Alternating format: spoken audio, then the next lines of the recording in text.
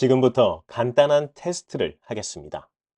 정답을 맞춰주시면 되는 매우 쉬운 테스트입니다. 짧은 이야기를 하나 들려드릴게요. 의사와 소년이 낚시를 하고 있다. 소년은 의사의 아들인데 의사는 소년의 아버지가 아니다. 그럼 이 의사는 누굴까요? 또한 이 말에서 문제점이 무엇인지 맞춰보세요. 제 말이 기분을 상하게 했다면 사과드립니다. 첫 번째 문제의 정답은 어머니입니다. 두 번째 문제에 대한 답은 영상을 듣다 보시면 자연스럽게 아실 수 있습니다. 만약 정답을 모르셨거나 방금 말에 아무 문제가 없다고 느끼신다면 오늘 꼭 이 영상을 끝까지 봐주시길 부탁드립니다. 또한 정답을 맞추셨어도 아시죠? 끝까지 들어주셔서 감사합니다. 첫 번째 문제는 고정관념과 편향에 대한 테스트였습니다. 의사는 남자라는 인식이 우리 안에 깊이 박혀 있기 때문이죠. 그래서 쉽게 어머니라고 떠오르지 않는 겁니다.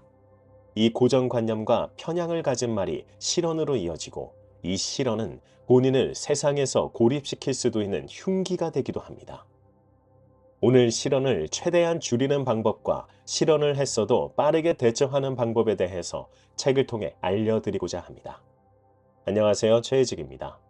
오늘도 즐거운 하루 보내고 계신가요? 만약 그렇지 않으시다면 눈을 감고 숨을 깊게 들이신 다음 잠깐 멈추고 즐겁다고 속으로 말한 뒤 숨을 내쉬어 보세요.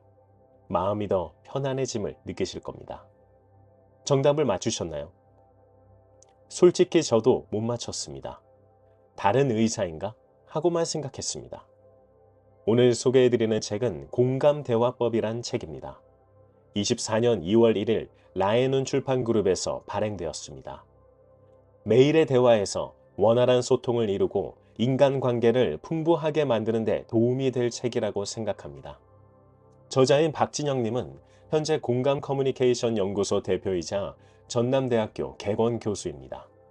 대학에서 심리학을 전공했고 언론학 박사 학위를 받았습니다. KBS와 TVN에서 MC와 아나운서로 일했으며 여러 행사 개막식과 토론회, 토크쇼 사회자로 활발하게 활동하고 계십니다.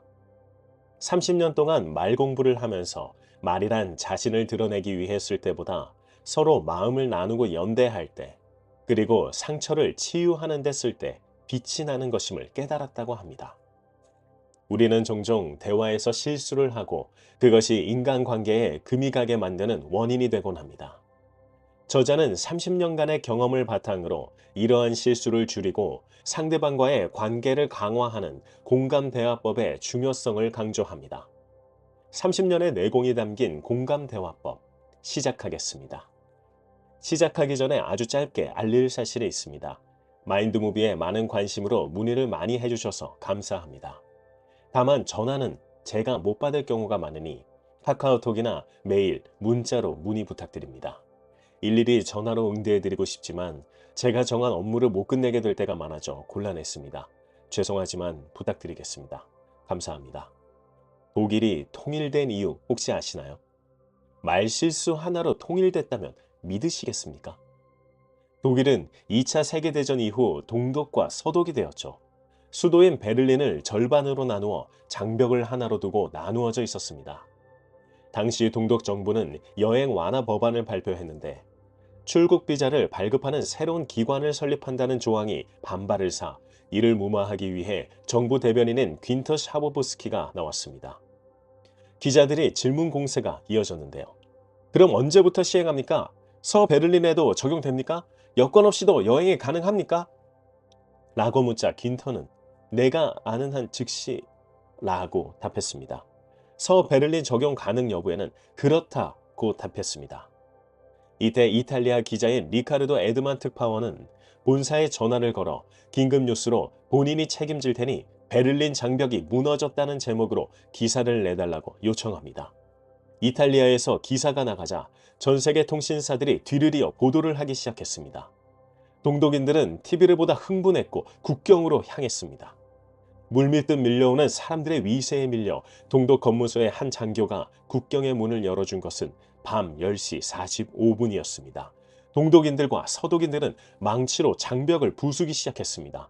아무도 예상치 못한 역사적인 베를린 장벽 붕괴는 그렇게 이뤄졌습니다. 만약 긴터 사보브스키가 실현하지 않았다면 이탈리아 기자의 요청도 없었겠죠. 그의 실현 덕분에 45년부터 89년까지 44년 동안 분단 국가였던 독일이 통일되었습니다. 말 한마디로 나라를 통일까지 만들 수 있습니다. 힌터의 실언은 통일까지 만들었지만 사실 실언은 본인과 타인에게 안 좋은 파장을 만듭니다. 그래서 말을 잘하는 사람들이 이 실언을 하지 않기 위해 노력하는 겁니다. 이 실언을 하지 않기 위한 방법으로 세 가지를 죽어서라도 지켜야 한다고 하는데요.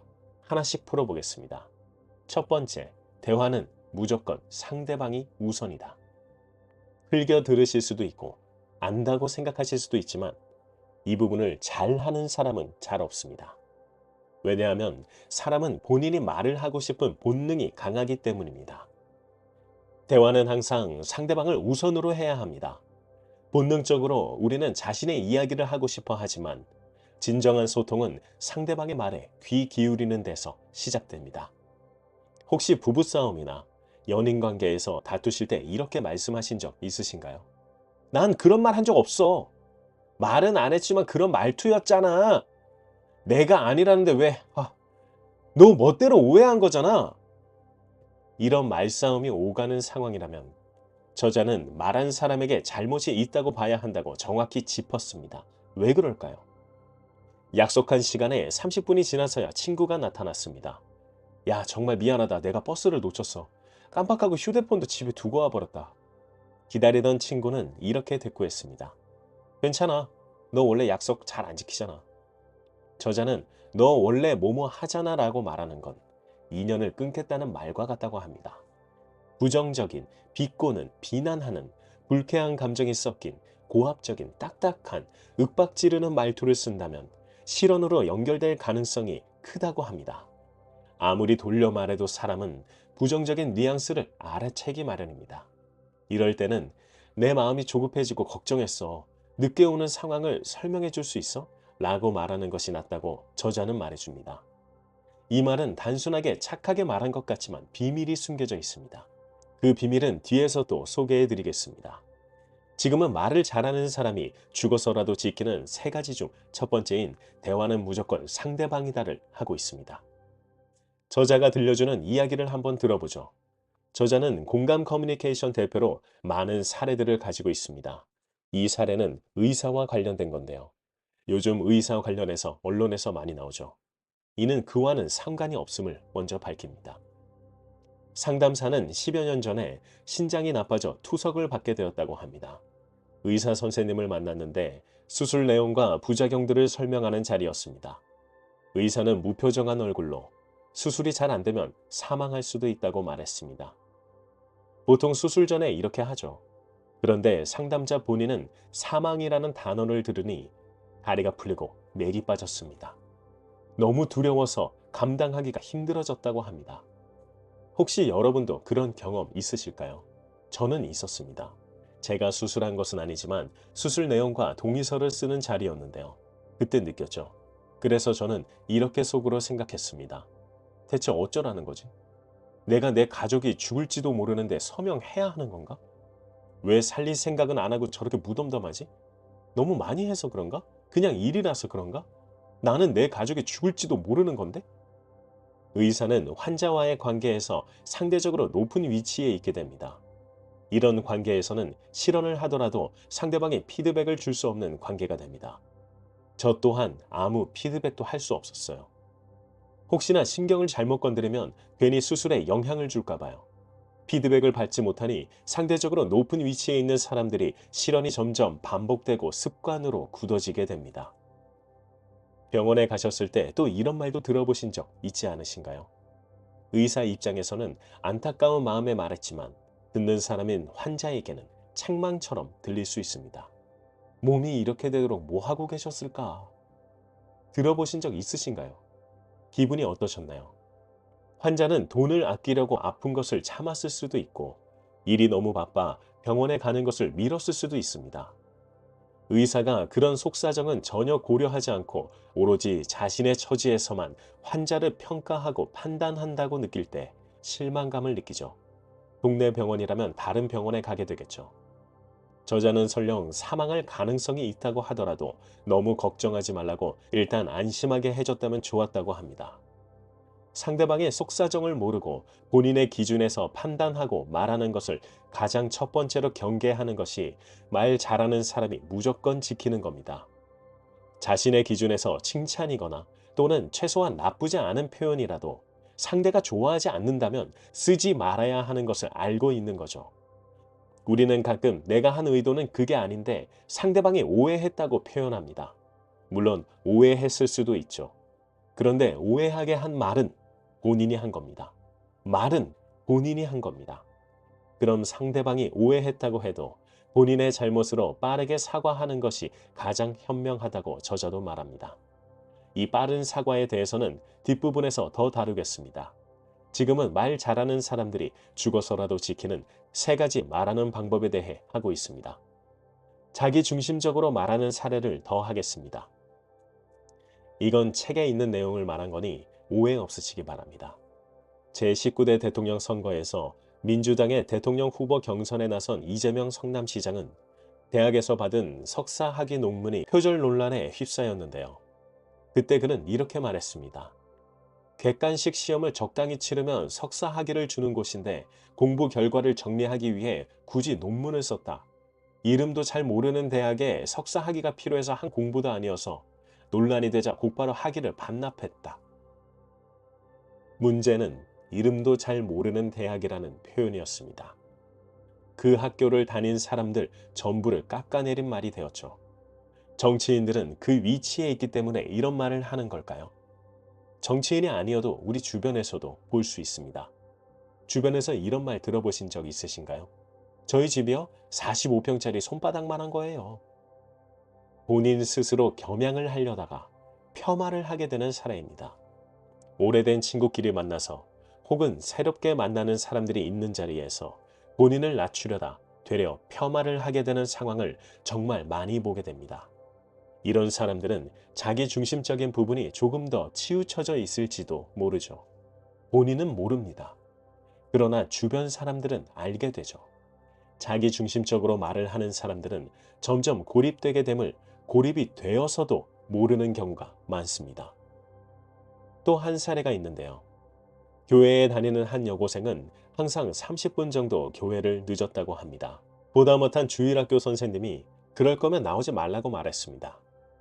그러나 이 여고생의 부모는 딸이 교회에 가는 것을 달가워하지 않았고 교회에 가도록 허락하는 조건이 빨래와 설거지 등 집안일을 하는 거였습니다. 그렇게 집안일을 다 마치고 빠짐없이 교회에 갔는데 주일학교 선생님으로부터 그럴 거면 나오지 말라는 소리를 듣게 되었죠. 상대방의 처지를 고려하지 않고 말한 사례입니다. 우리는 다른 사람들을 자신의 기준으로 판단하는 경향이 많습니다. 그러다 보면 이 사례처럼 오판을 하게 됩니다. 대화란 상대방의 입장에서 출발한다는 것을 기억해 주시면서 2번째로 가겠습니다. 2번째는 공감입니다. 상대방 입장에서 생각할 수 있어야 공감을 할 수 있습니다. 첫 번째가 되면 2번째도 자연스럽게 될 수 있습니다. 첫 번째와 2번째가 사실 같은 것 아닌가 싶으실 수 있지만 공감은 한 단계 더 나아가는 겁니다.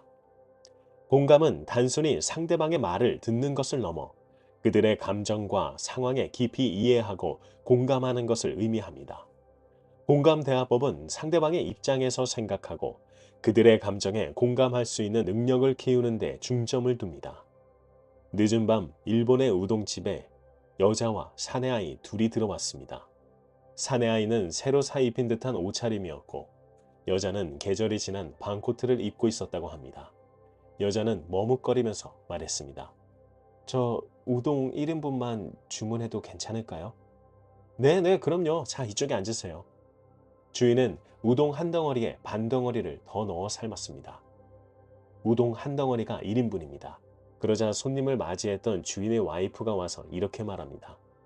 여보, 서비스로 3인분 주죠. 주인은 귓속말로 와이프에게 말합니다. 안 돼. 그러면 오히려 불편할 거야. 저는 와이프의 말까지 읽었을 때 그래 그냥 3인분 주면 더 좋겠다고 생각했는데 주인의 마음씨에서 감탄했습니다. 여러분은 어떠신가요? 미국의 심리학자가 수상할 수 있는 영광스러운 상을 모두 수상한 최초의 인물인 칼 로저스는 공감을 표면적 공감과 심층적 공감으로 나누었습니다. 방금 우동집 주인은 심층적 공감을 했다고 말할 수 있죠. 표면적 공감은 고객센터에서 불평불만을 털어놓는 고객에게 정말 불편하셨겠어요 라고 말하면서 업무 차원에서 응대하는 의례적인 공감을 말합니다. 심층적 공감은 상대가 정말로 말하고 싶고 또 인정받고 싶었던 이야기에 대해서 주파수를 맞추는 것을 말합니다. 심층적 공감을 하려면 상대방이 가장 크게 기대하고 있는 내용을 제대로 헤아리는 것이 중요하다고 합니다. 이게 그런데 말처럼 쉽진 않죠. 그래서 첫 번째인 상대방의 입장에서 대화하는 것을 먼저 연습해야 합니다. 우리가 사람과 대화하는 것도 연습이 필요합니다. 이 연습을 시작함과 동시에 본인의 마음도 상대방의 마음도 편안해짐을 느낄 겁니다. 여기 이혼을 하고 싶어 하는 딸이 있습니다. 친정엄마는 딸이 전화해서 이혼하겠다는 말에 이렇게 말했습니다. 나는 창피해서 어떻게 사냐? 네가 어떻게 나한테 이럴 수 있어? 저도 이혼을 해봐서 알지만 본인에게는 정말 힘든 시기입니다. 하기로 결정하기 위한 기간도, 결정한 날도, 결정이 되고 나서 벌어지는 일들도 모두 정말 힘듭니다. 한마디로 아픔을 가지고 있습니다. 그런 딸이 엄마에게 전화했다는 건 저런 말을 듣고 싶어서가 아니었을 겁니다. 너무나 힘들게 이혼을 결정해 마음이 한없이 무거운 상황에서 친정어머니는 딸을 제쳐두고 자신만 생각해버렸죠. 공감은 나도 그래가 아닙니다. 당신 기분이 지금 이렇군요. 라고 그 상태를 정확히 이해하는 것이 공감이고 그럴 수 있는 능력이 공감 능력입니다. 공감 능력이 떨어지면 자기중심적으로 행동하게 됩니다. 나만 좋으면 된다는 식으로 생각하고 행동하기 때문이죠. 슬퍼하는 상대에게 위로의 말을 해야 할 때 공감 능력이 부족한 사람은 적절한 위로의 말을 하기보다 오히려 무심한 말을 하게 될 수 있습니다. 말을 잘하는 사람이 중시하는 것 중 두 번째가 공감 능력을 키우는 것이며 가장 경계하는 말이 이겁니다. 내가 이러니까 저 사람도 그렇겠지?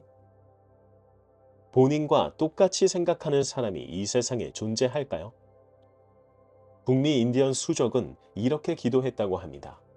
위대한 영이시여, 제가 2주 동안 다른 사람의 입장에서 생활해보기 전에는 결코 그를 비판하지 않게 하옵소서.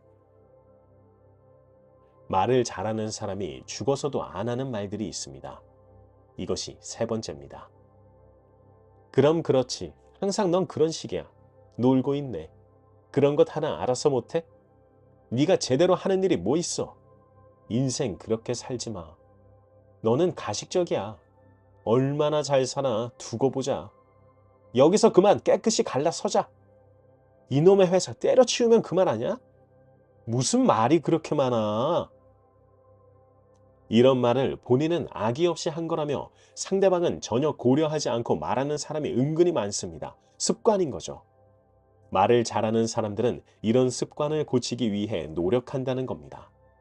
책에서는 일상적인 일에서 실현을 하는 경우를 모아놨는데 몇 가지 소개해드리겠습니다. 친구들과 옷에 대한 이야기를 하다가 한 친구에게 이렇게 말해버렸다. 너는 옷에 관심 없잖아. 너는 얼굴부터가 아니야.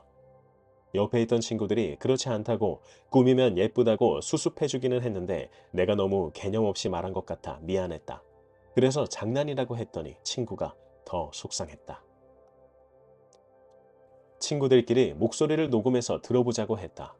한 친구가 내게 야, 너는 얼굴은 안 그런데 목소리는 싼티난다 라고 했다. 나는 이 말 한마디가 30년이 지난 지금도 기억에서 지워지지 않는다. 여자친구가 잔뜩 멋을 내고 나타났다. 나는 나도 모르게 술집 여자 같아 라고 해버렸다. 좀 섹시해 보인다는 말을 하려고 했는데 그렇게 표현한 것이다.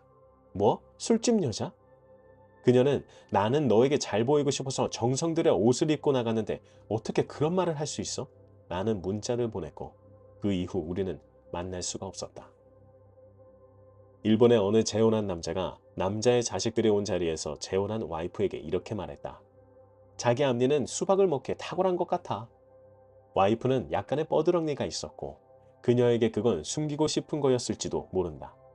그런데 그걸 온 식구들 앞에서 말해버린 것이다. 아내는 조용히 일어나서 방으로 들어갔고 남편이 산책 나간 사이 집을 나가 영영 볼 수 없었다고 한다. 죽어서도 지키는 세 가지는 여기까지지만 부가적으로 소개해드리고 싶은 내용이 있습니다.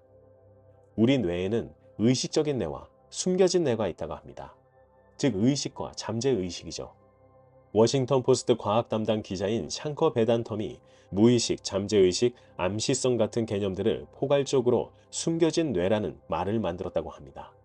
베단텀에 따르면 자신의 견해를 명확히 밝히라는 말을 들으면 우리의 의식적인 뇌와 숨겨진 뇌가 대화를 나누는데 매번 의식적인 뇌가 논쟁에서 승리한다고 합니다. 그런데 압박감 속에서 의식적인 뇌는 통제력을 잃게 되는데요. 이때 평소 숨기고 있던 믿음과 태도에 따라 말하고 행동하게 된다고 합니다. 혹시 이런 경험 있으실지 모르겠습니다. 제가 한 경험인데요. 저는 어릴 때 외가에 가기 싫어했습니다. 이유는 제게 형이 있는데 어릴 때부터 어른들이 형만 예뻐했습니다. 외주모님께서 외가 친척들이 모두 모여있는 자리에서 항상 형은 성격도 좋고 인물도 좋으니 사업하면 좋겠다고 하고 저에게는 그냥 직장 다니라고 하셨죠. 저는 매년 서울에서 대구까지 멀미를 참아가며 갔는데 저런 말을 매년 들어야 했습니다. 그래서 중학교 때부터는 안 간다고 선언했습니다. 책에서도 비슷한 일화가 나오고 이렇게 말해줍니다. 자녀는 부모의 평가에 매우 민감하다. 더욱이 부모가 자신에 대한 평가를 다른 사람들에게 말한다면 더욱 민감하게 반응할 것이다. 그럴 때는 자식을 더욱 배려해야 한다. 충고나 질책은 다른 사람들이 없는 데서 하는 것이 좋다. 저자는 이렇게 말했으면 어떨까 제안해 주는데요. 작은 애는 좀 더 지켜볼 거야. 작은 애는 무엇을 해야 할지 계속 찾고 있는 중이야. 또한 비교를 하는 것을 가장 경계해야 합니다. 70대 시어머니가 큰아들 집에 방문해서 큰 며느리에게 둘째 며느리가 참 가정교육도 잘 받은 것 같다며 칭찬을 했습니다. 큰 며느리도 처음엔 공감했습니다. 그런데 며칠 후 온 가족이 모인 날 시어머니는 큰 며느리와 둘째 며느리와 차를 마시면서 이렇게 말씀하십니다. 둘째야, 너는 참 가정교육을 잘 받은 것 같다. 어쩜 그렇게 남편과 애들에게도 잘하니 보기가 좋다. 며 흐뭇하게 웃으면서 칭찬합니다. 가족들이 모두 돌아가고 큰 며느리는 기분이 언짢아졌다. 둘을 앉혀놓고 동서애가만 그런 얘기를 하시니 나는 뭐죠? 가정교육을 못 받아 살림을 못하는 건가요? 비교를 당할수록 사람은 더욱 불행해진다고 합니다. 비교는 반발심을 불러일으킵니다. 열등감이나 좌절감, 무기력을 느끼면서 자신과 비교되는 대상에게 적개심을 갖게 할 수도 있습니다. 끝으로 영상 초반에 말해드린 비밀과 빠른 사과의 장점에 대해 말해드리겠습니다. 먼저 앞서 말해드린 말은 이렇습니다. 늦은 친구에게 말하는 건데요. 내 마음이 조급해지고 걱정했어. 늦게 오는 상황을 설명해 줄 수 있어? 여기서의 비밀은 나를 주어로 하여 말하는 겁니다. 상대방에게 상대방의 잘못을 말하기보다 나를 주어로 나의 감정을 말하는 게 나의 감정을 상대방이 직접적으로 느낄 수 있다는 겁니다. 나를 주어로 내가 주체가 되어 말하면 상대에게 자신의 감정 상태를 솔직하게 표현할 수 있다. 그렇지 않고 너 또는 제3자를 주어로 말하다 보면 말투부터가 듣는 이의 귀에 거슬리기 쉽다. 심사가 꼬인 말이 나오기 때문이다. 빠른 사과의 장점은 정말 대단합니다. 연설의 대가로 불리는 버락 오바마는 5가지 원칙이 있다고 합니다. 첫째, 말하고 싶은 것을 생각하기 전에 상대가 듣고 싶어 하는 것이 무엇인지를 먼저 생각한다. 둘째, 자신의 주장보다 나도 당신과 생각이 같다라는 확신을 주는 것에서부터 시작하라. 셋째, 상대의 특성을 제대로 이해하고 그 사람의 감성에 호소하라. 넷째, 장황하고 지루하게 설명하는 것보다 간결하게 주장하고 그 주장을 뒷받침할 수 있는 적절한 근거를 대는 것이 효과적이다. 다섯째, 부정적 메시지도 긍정적으로 표현하고 절망 앞에서도 희망을 이야기할 수 있는 기술을 연마하라. 이런 좋은 원칙이 있음에도 사람은 누구나 실수하듯 오바마도 실수합니다. 그는 샌프란시스코에서 열린 한 모금 행사에서 카말라 해리스 캘리포니아 검찰총장이 지지 연설을 한 것에 감사를 표하는 과정에서 실언을 했다. 해리스 총장은 똑똑하고 헌신적이며 터프하다. 더욱이 그녀는 역사를 통틀어 미국에서 가장 예쁜 검찰총장이다. 정말이다. 안 그런가? 대통령이 외모 지상주의적인 발언을 했다는 것에 비판을 받기 시작했습니다. 오바마 행정부가 마침 여자를 제외하고 남자만으로 행정부를 꾸렸다는 비판도 받아온 터라 논란이 한 번에 커졌습니다. 오바마 대통령은 바로 전화로 해리스 총장에게 사과했습니다. 곧바로 사과하지 않고 미루면 사과를 하기가 점점 어려워집니다. 게다가 사과의 효과도 약해집니다. 뒤늦게 사과하면 상처를 받은 사람은 괜찮아, 신경 안 쓰고 있었어 라고 대답할지도 모릅니다. 그러나 입으로는 그렇게 말해도 속으로는 이제야 사과해서 뭐하나 라고 생각할지도 모릅니다. 또한 사과를 하기로 했다면 깨끗하게 사과하는 것이 좋다고 저자는 말합니다. 제 말이 기분을 상하게 했다면 사과드립니다. 이렇게 조건을 붙이는 사과는 잘못된 사과법이라고 저자는 지적합니다. 상대의 기분을 상하게 한 것이 명백하니까 사과를 하는 겁니다. 조건을 붙이는 것은 사과하고 싶지 않은 마음을 드러내는 것에 불과하다고 합니다.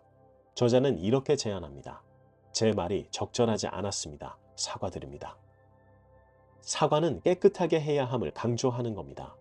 이런저런 조건을 붙이지 않아야 하며 조건을 붙인다는 것은 변명으로 변질될 수 있기 때문입니다. 사과의 표현이 모호해지는 것은 본인의 체면에 연연하기 때문이라고 하는데요. 또 자신의 잘못을 감추고 싶다는 마음이 작용하기 때문이라고 합니다. 그런 모호한 사과는 변명에 가깝다고 저자는 확실하게 말해줍니다. 사과에는 잘못에 대해서 뉘우친다는 진심이 있지만 그것이 없는 게 변명이다. 오늘 책은 어떠셨나요? 저는 와이프가 왜 저에게 이 책을 사주었는지 알았습니다. 제가 하는 실수들이 여기에 나온 사례들과 유사한 것들이 많았습니다. 여러분은 어떠셨나요? 사례 중에 본인과 유사한 사례가 있으셨나요? 공감대화법은 일상생활에서의 소통뿐만 아니라 모든 인간관계에서 긍정적인 변화를 만들어낼 수 있습니다. 이 방법으로 보다 의미 있고 풍부한 대화를 경험해 보시면 좋겠습니다. 다음 편은 뇌가 20년 젊어지는 두뇌 자극법입니다. 뇌가 노화가 되는 것은 나이를 먹어서 그런 것이 아니라고 합니다. 머리가 쌩쌩 안 돌아가고 기억력이 가물가물해지는 이유로 치매를 한 번쯤 걱정해 봤다면 도움이 되는 책입니다. 저는 외할머님이 치매였고 함께 산 적이 있어 주변 사람이 얼마나 힘이 드는지 잘 알고 있는데요. 그래서 그런지 더 정독했던 책입니다. 신경내과 전문의가 알려주는 뇌가 20년 젊어지는 비법, 많이 기대해 주세요.